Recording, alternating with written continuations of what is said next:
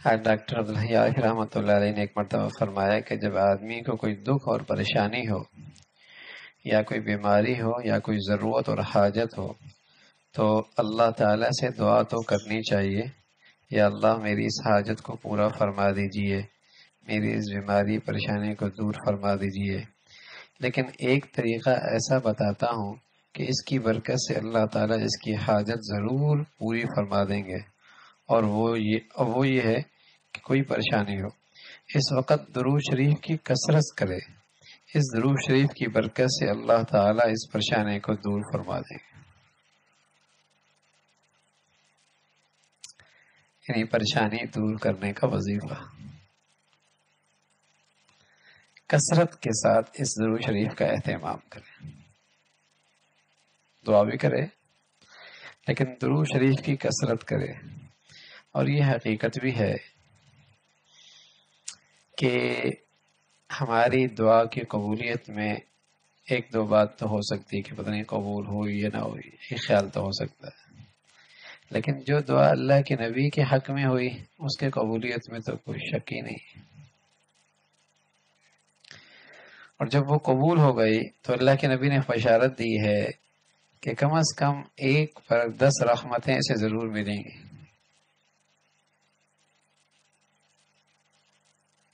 10 رحمتیں ضرور ملیں گی۔ اور جب مسلسل یہ کرتا رہے گا تو کتنی رحمتوں کا نزول ہوگا۔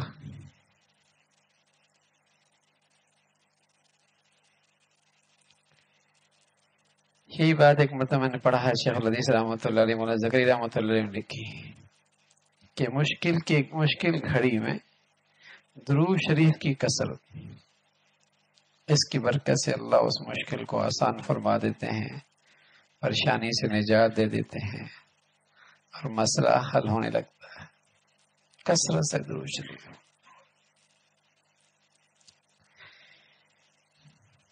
ایک صحابی نے عرض کیا، رسول اللہ کہ میں دعا کرتا ہوں اور دعا کے کچھ حصے میں اپنے ضروریات اور کچھ درود شریف کا بہت اچھا،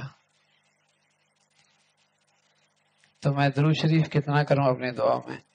آپ نے فرمایا اور زیادہ درود شریف میں اپنی دعا میں اور درود شریف زیادہ کر دو۔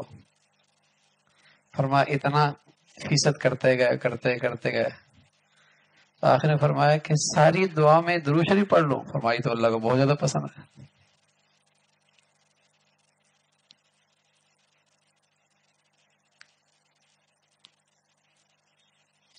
اس لیے کہ اس کی قبولیت میں تو شک کوئی نہیں نا۔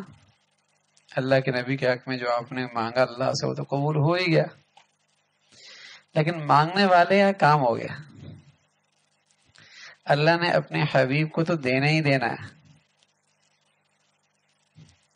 لیکن جس نے مانگا اس کی بات بن گئی، اس کا کام ہو گیا۔